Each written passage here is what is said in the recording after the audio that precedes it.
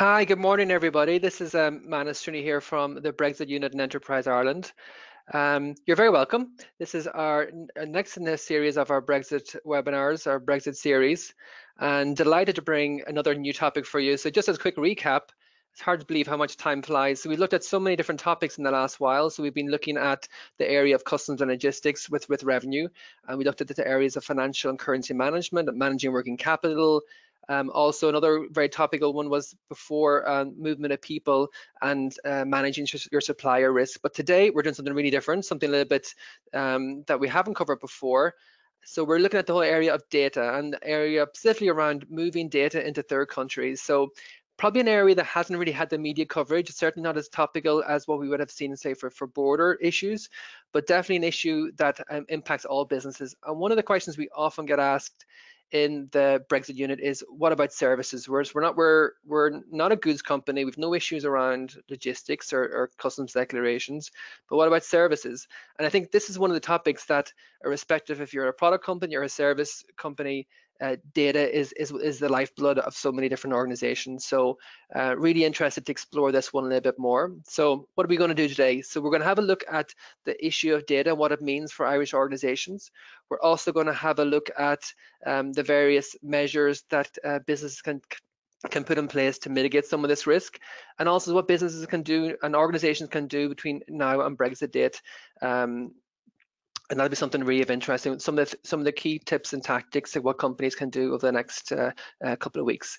So maybe in advance to some of the housekeeping issues, we're going to run probably for about 40 or 45 minutes. And from that, we will look to do about 10 minutes of Q&A at the end. So you have on your control panel, you see a button there called questions. So you can submit your questions and we'll get Nicola to answer some of those later on. So any questions, you feel free to pop it into that, and anything else that comes to mind, or query or something, just please drop us and we'll try our best to come back to you on it. So let me see, so where are we now? So let's have it bring in Nicola. So Nicola, are you there?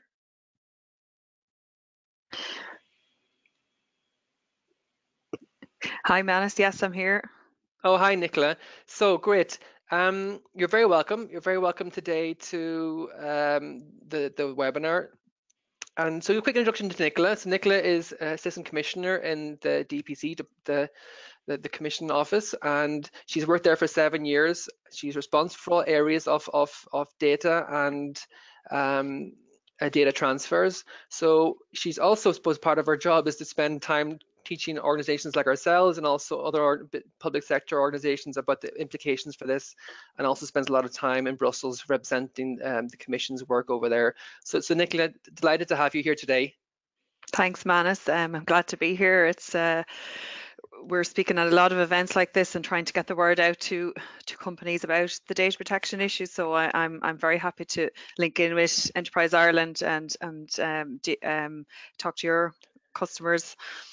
Yeah, so this is one, even I suppose even for us, Nicola, as an organization, we have 2 offices overseas. So so for us, it's an obvious one, as for us to be able to deliver our services through our offices overseas, we need to access personal data. So that's obviously an easy one for us to understand.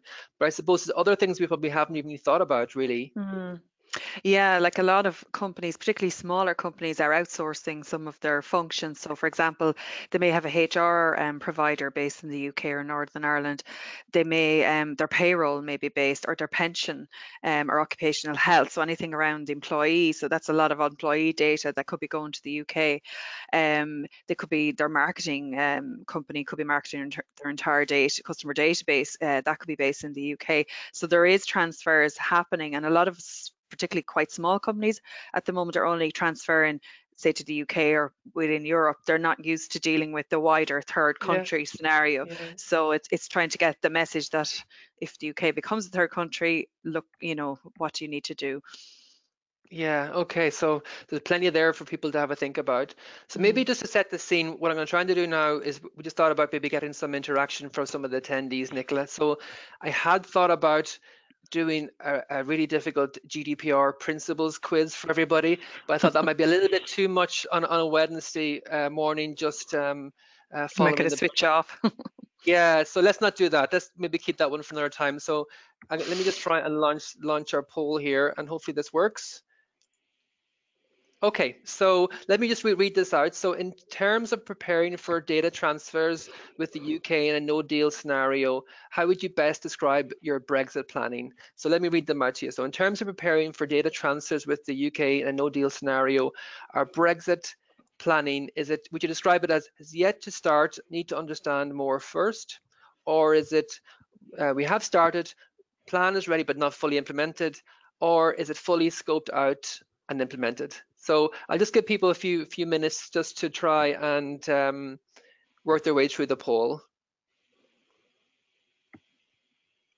And what's, Nicola, just as we're getting some of that information through, well, what's your sense of preparation across the country through your various seminars and your own work, of course, in the Mm. DPC with stakeholders? What's your sense of it? Yeah, it varies, I think, definitely in relation to the size of the company and the sector they're in. I'd be very interested to see the results of the poll because it is mixed. There are some companies that are waiting and have been waiting and waiting on this the outcome of the Brexit negotiations and all of that because I suppose they don't want to spend a lot of money or do any major changes within their data flows if they don't need to, and I can understand that. There are other companies where they have to continue on, with ease. The flows can't be affected in any way, so they're preparing, getting in place some of the tools that I'm going to talk about. And then there are a lot of the bigger companies that are already transferring. It's just a matter of extending what they already have in place to include the UK, so they'd be very primed and ready to go. But yeah, it's a varied it's certainly a varied approach. Yeah, okay. So let's close the poll and let's have a look at some of the results. So we have 63% that has yet to start and need to understand more of the issues first. So this is perfect. This webinar is Mm-hmm. perfect for that group, and Mm-hmm. hopefully we'll try and if we did this poll afterwards, we might be able to change some of those numbers. So 63% needs to understand more of the issues first, and then 38% has started. Plan is ready but not fully implemented, not implemented. So does that surprise you, Nicola, or is that some what you're kind of feeling as well across the country? Yeah, I mean, it's high, 2/3, not not has yet to start is high, but at the same time, I can understand why it is. It's not a straightforward issue, and yeah, I can understand.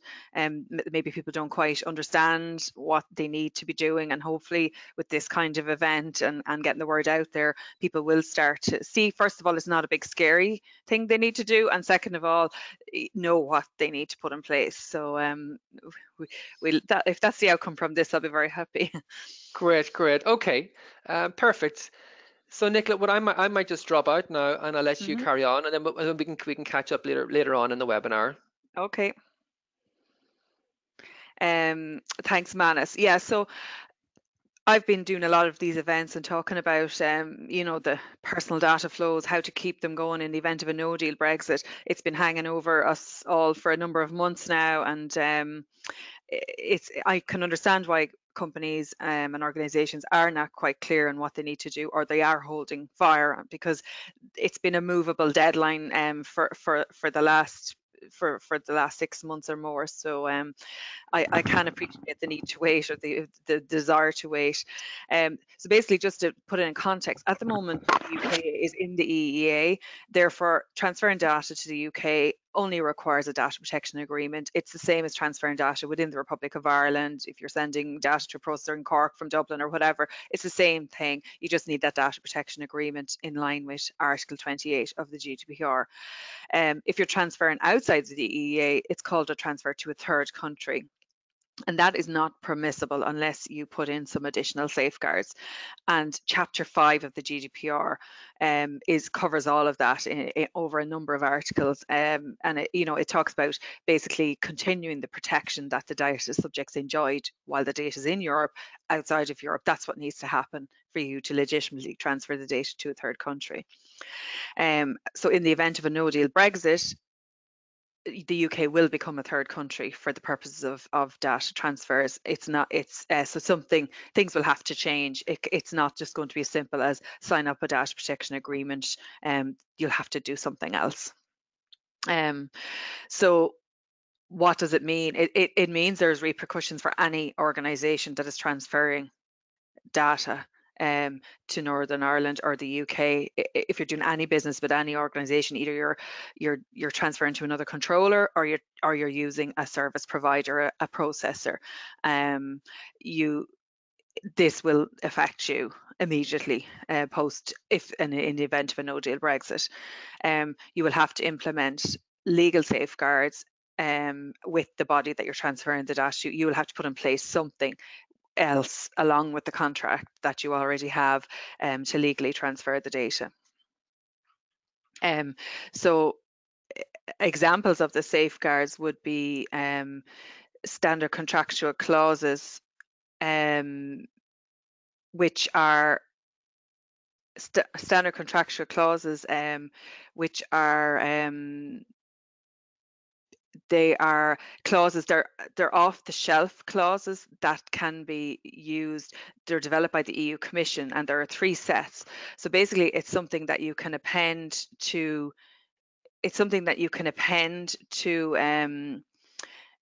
the agreement that you already have in place, and you can use these clauses as they are. You don't need to get in expensive legal advice to assist you with amending the clauses or doing anything with them. They're an off-the-shelf document, so they can either be appended to the current agreement or they can be used in a standalone. And this is the tool that's probably going to be useful for the majority of organisations. The other tools that are mentioned in the GDPR are things like ad hoc contractual clauses, which are clauses that the business could develop, but they're not an immediately available tool because they need EDPB approval. They need approval from the DPA, they need EDPB and EU Commission approval, so they would take a long time to get in place. Binding corporate rules is a set of agreements. It's kind of like a code of conduct within an organization. So they're used by big multinational groups, it allows them to share data within the group. So if they've 40, 50 entities, they can share data within the group, both within and outside the EEA. Again, this is not going to be suitable for most businesses, and also it's not going to be immediately available because it could take up to 2 years to get a BCR document approved, and has to be approved by the DPA, and then it has to go to the EDPB for an Article 64 opinion, which all obviously takes time. The only use that a BCR could have in the immediate term is if you're already in a company that's party to a BCR and your sister company in the UK is also party. You could continue transferring under the BCR, but that's only going to affect a very limited number of companies. The other 2 tools I'll just touch on briefly because they're nowhere near ready to be used are codes of conduct and certification. The GDPR introduced these as novel ways of transferring data, but we're at the very early scoping stages to see how they could be used, and there's no guidance yet. It will be forthcoming from the EDPB. It's something you could look at down the line, but at the moment it's not something that can be used. So my comment is not all tools are immediately available, and not all are suitable for all types of organizations. So if you're a small company and you're just outsourcing one function, standard contractual clauses would be the most appropriate for you. If you're a larger group, maybe you could look at a BCR, but standard contractual clauses would have to be used in the interim, because until you get your BCR approved, you need something else. A lot of people are asking about advocacy, because advocacy is sort of the gold standard. If this is where the EU Commission decides that a country or region ensures adequate levels of protection within their own laws and within their own data protection regime, so it means that additional safeguards are not required. The issue there is that the UK has not been deemed adequate, and it will not be deemed adequate because the EU Commission enters into a negotiation for adequacy, as described in Article 45 of the GDPR. But what that negotiation could take a year, 2 years, it depends, and they can't start it until the UK becomes a third country. So any businesses who'd be thinking, oh, the UK will be deemed adequate after Brexit, that's not going to be the case. It's going to be some time. So therefore, it is something that will need to be in the back of your mind, but it's not something that can be relied on for an immediate term. If there is a deal, if we're in the the preferred scenario, if there is a deal, and obviously negotiations are still ongoing, we don't know where we are at the moment. The previous withdrawal agreement, which obviously wasn't agreed, but it's probably the basis on which further withdrawal agreements might be looked at, did allow for a transition period of up to 2 years. And it just means it's a slower withdrawal of the UK from the EEA, and it means that nothing needs to change for companies. You can still transfer on the basis that they're in the EEA. And it also would allow the EU Commission time to negotiate that adequacy decision. So hopefully the two timelines would dovetail nicely, that at the end of the transition period would coincide with the start of the adequacy approval, and therefore companies would just be able to continue as if nothing has changed. Obviously that's the best case scenario and the ideal scenario. So if there is a deal, that would be the likelihood for companies. What should organizations be doing? I mean, some of the stuff you should be doing or have done already. So as part of your GDPR transparency and accountability obligations, but it's something you should recheck. So you should recheck your data flows, because obviously you wouldn't be considering data flowing to a third country if you only deal with the UK or Europe. So you need to recheck to see if personal data is transferring to the UK, including Northern Ireland, which is, as I said, is part of your accountability obligations. Maybe ask yourself, does this transfer need to continue, or could you find a service provider within the Irish Republic? Because that would be easiest if it's a sort of a one type of processing, and maybe that might be an option. I accept, obviously, in a lot of cases there's contractual requirements, and also the service provider just might not be located here. The best person might be in the UK or Northern Ireland, so therefore the transfer will need to continue. But you need to check, should it, and if it does need to continue, what safeguard will you use to legally transfer the data? So you need to look at all of safeguards, and we have guidance on our website. We focus a lot on the standard contractual clauses, because I think the ideal will be that the vast majority of businesses could rely on standard contractual clauses. They're going to be the most used, and we do a run through of the controller to processor clauses. We explain all the clauses and what should be filled in for them, so it just makes it a little bit easier for businesses to get using them immediately if need be. There may be other safeguards that you might consider. You just need to decide what you're going to do and have a plan in place. If you are going to use standard contractual clauses, I would talk to your UK-based processor, for example, now, and prompt them that this is going to happen. You could send them the draft and say, in the event of a no deal Brexit, we would like you to sign these clauses, get them signed, and then the protections are in place. The additionality of the clauses, as opposed to your contract, is they allow for data subject rights, and that's what the important part of this transfer is. The data subjects have rights. And explains the liabilities and all of that. So if you are going to use standard contractual clauses, look at the guidance on our website, look at the EU Commission documents, and talk to your counterpart in the UK and tell them you will need them to sign these documents in the event of a no deal Brexit, and have it primed and ready to go. You also, as part of your transparency, you're required to notify customers that their data has been transferred to a third country. So you'd need to update privacy policy, privacy statements, notifications to employees, for example. You don't necessarily need the consent of employees or customers or suppliers that their data has been transferred to a third country, on the assumption that you're using a transfer tool.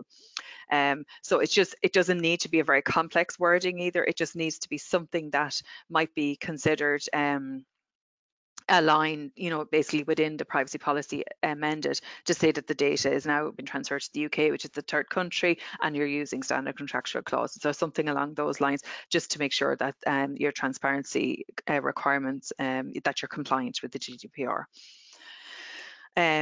Finally, these links are We have a podcast. Some people prefer to listen. This is the same kind of information is on a podcast. It's quite short and explains it quite simply in simply terms. We have Brexit guidance on our website, and we also have guidance on international transfers broadly. All of those tools I've talked about are explained in a little bit more detail. The ICO website, it also is worth checking out. The ICO are the UK Data Protection Authority, and they have a lot of Brexit guidance, including a tool that's for use, say, to keep data flowing from the EEA into the UK. So while it's from the UK standpoint, it does talk about data flowing from the EEA into the UK, and it will give it's good for businesses. It provides good information. So they're the main points of guidance. I would keep an eye on the data protection, dataprotection.ie, our website, our Twitter. We tweet guidance all the time as well. We'll be updating the Brexit guidance. It won't be changed much from what I've said today, because the basics remain the same. But we're putting up updated guidance this week. So I keep an eye on our website, and that link will be updated. So I think that's my slides, Manus. If we're Great, going great, to, Nicola. There was a lot of good things in there. So we have a few questions coming in. So okay. yes, and we kind of maybe touched on this already, but the clauses, where are they available? Where can people access them? The clauses, yeah. So we have links on our website. If you go into our Brexit guidance, there are links to, there's 3 sets of clauses. So it's the EU Commission website. So there's 2004 clauses, 2010 clauses. There's 2 sets of controller and 1 set of controller to processor.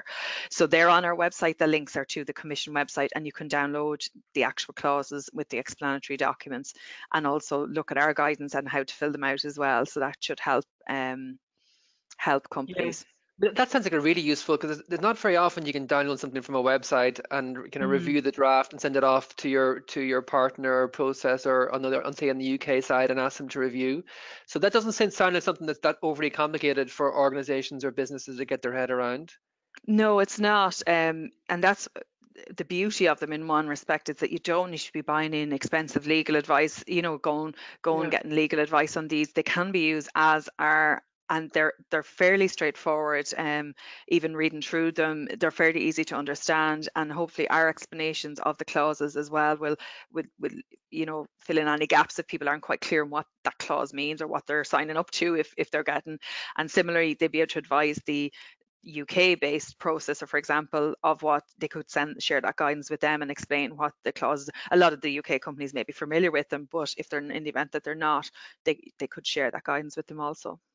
Yeah, just while we're on the topic of the UK, there's a question coming in about what about the flows the other direction? So we have Irish companies that have maybe offering a service in UK and they're sending data back to HQ in Dublin or in Cork. Mm. What is the UK position, and what's their thinking there on that one? The UK government has come out actually quite early in this process and said there is no issue with data flowing out of the UK into Europe. They have, while it's not called adequacy, they seem to have deemed the EU EEA as adequate. So there are no blockages to the data flowing from the UK into Europe. It's just the other way around, from Europe back into the UK, where the problems start to arise. Okay, so that's something one thing they don't have to worry about. So I have another question. This is a little bit more technical, Nicola. So bear with me in Hmm. this one. So in an intra-group situation, are standard contractual clauses needed for Irish to UK transfers? And what happens in a situation where there's an Irish entity, where the Irish entity is a branch of the UK entity? Yeah, so there's two kind of different scenarios. So if it's an intragroup, they're sister companies, but they're both legal entities, distinct legal entities in their own right, then standard contractual clause or some kind of clause would be needed. If it's a branch and they're not a legal, they're a sub office, say of the Irish office or something like that, it's not really possible to enter into a contract with yourself. So, so they're not a distinct legal entity. It's not company to company. So in that case, we're kind of advising companies that obviously they need to put in place safeguards. The responsibility will lie with the Irish entity as regards liability to data subjects. I would still consider putting in policies and procedures in place so that when the data does go to that UK sub office, that it is continually protected, or it sort of remains under the protection of the Irish controller. So, staff would need to be sufficiently trained and aware that protections need to be in place. They need to maybe put in place sort of only need to know access to data, and maybe limit the access to only people who have to access it. So it means more of a policy driven protections, because they couldn't sign standard contractual clauses with themselves essentially. So it depends really on the status, the legal status of the other entity. Yeah, okay, that one, when you explain it, that makes sense. Mm, So this is one as well, and I'm sure this will affect a lot of organizations and businesses listening today. So if an employee in the UK remotely accesses personal data held by an Irish controller to carry out their work, what safeguard is needed there? So I imagine that's one that, a traveling sales mm. or business development or consultant working on site in the UK for a project. What's needed there? Can you walk us through that one, please? Yeah, so in that case, it's a similar kind of scenario to the branch scenario, in that an employee can't be contractually bound to their own employer in that way, for transfer of data. So again, that's something that would very need to be very carefully planned with policy. So, for example, if an employee is in the UK, and I actually had this exact question at another event, where this actually is happening, where the employee is a salesperson in the UK. They're paid from Ireland, they're employed in Ireland, but they're always in the UK, so they're accessing systems remotely all the time. Certainly you would need to put in place very tight security safeguards in line with the GDPR requirements for security. Also, access to data should be only limited to what they need to do their job. They shouldn't be able to access the entire system remotely. And I would also put in place, this company were saying that employees could be accessing data on, from internet cafes, or so I would certainly put in policies in place that shouldn't happen, because you're leaving yourself open to a breach in that case, and it means you're going to fall foul of the GDPR in other ways. So what I suggest is that employees only use encrypted devices, encrypted emails. Their phones are locked down, and the access to data is very limited, to exactly just what they need to do their work, and preferably that they would have minimal or no access to data at all. But obviously that's not always the case, that they would need to access. But it's something that needs to be thought about at a policy level, and those policies would need to be put in place pretty much. I mean, they should be in place anyway. So for example, it's bad practice for to have salespeople able to access the system anywhere they like remotely. It should always be should be coming from a secure environment. So that's more of a GDPR obligation. But then when you bring in that it's now a transfer as well, um, the company would need to look at it very carefully. I think a lot of what you said there is just sounds like any good practice in terms of Mm, even information security, never mind data privacy, but whether it's through encrypted devices or accessing certain parts of a system and not all of it, yeah. depending on what you need, that all seems like good best practice irrespective. So I would imagine maybe some businesses or organizations already have some of these processes in place anyway. Yeah, that's it. And yeah, like the example I got was the exception rather than the rule, because I'd imagine companies would be wary of, security breaches, obviously Yeah. in the event of the GDPR and all the fining and enforcement that comes along with all of that if you're fall foul of it. So yeah, it's something, but it's just, there might be a little bit of level of comfort when, they're only in England, or they're only in the north, up the north, only over the border. You Yeah. just need to think, well, actually, it's a third country now in the event of a no deal Brexit, so therefore things are different. Mm. Okay, Nicholas. So there's a good bit there. So if I was to ask, what are the two or three things that businesses and organizations should, as a takeaway from today, what should they do when they go back to their desks or back to their offices or back to Yeah. the weekly meeting? What are the things they should be bringing back to the table there? I would say the main thing is, uh, you know, don't forget about the data protection side of this Brexit. I know a lot of companies have huge issues around customs and currency and everything to do with that, but the data protection piece is also important, particularly if they're transferring huge amounts of personal data. Like, I mean, if their whole employee database, for example, is going to the UK, that's a huge concern, and protections would need to be thought about. So I think that's the first thing, and that's probably the scary thing. You just need to think about what's going, and you know, what type of data is going, and then look at the likes of standard contractual clauses. They're not a scary, you know, it's not a scary option when you're talking about international transfers. You're thinking about transferring data to Brazil or China or something, but so this option is straightforward. You know, I'm telling companies this all the time, and I hope it's sinking in that it's not, you know, if this suits your company, I would get it in place as quickly as possible. Talk to the processor on the other side. It won't be a surprise to them that you're preparing for, you know, Brexit, and equally they are also, but you know, if coming from a different viewpoint. And also, our office does have resources, and we have info@dataprotection.ie. If people have questions that they need to refer to us, or they can call our helpline, or look at our website and keep an eye on our website and the EDPB website and the Commission website, because we're all working on the same basis, that we don't quite know when and if it will happen, but we're trying to prepare for if it does happen. So I think that'd be the main takeaway, that I'd hope businesses would look at this now and not be sort of scared of it, or at the same time not kind of dismiss it as not being important. I would certainly think that you should start looking at it and think about what tool you're going to use, and talk to your UK counterpart. Yeah, so you mentioned the website. So do you have a sort of a helpline or an email address as well people can get in touch with, that you also Yeah, support?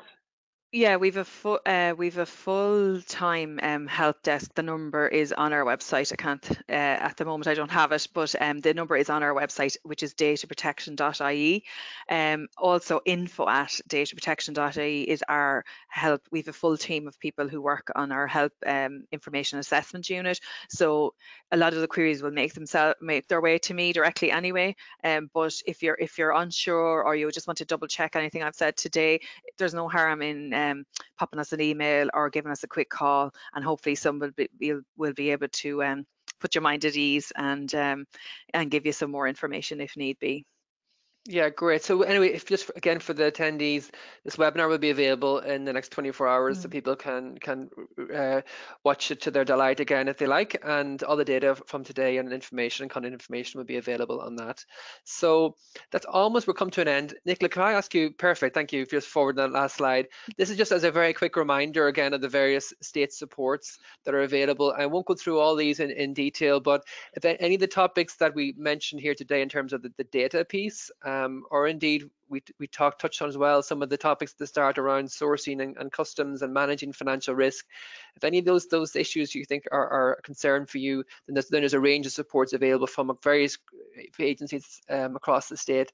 So we have our own Be Prepared grant that could help you get some external advice to look at specifically, say for example, this GDPR issue, or whether it's also in the customs topic. So a range of supports from across the agencies. So I would encourage everyone to have a look at our site, prepareforbrexit.ie. We have a lot of the existing and previous webinars up there online, along with some range of other articles.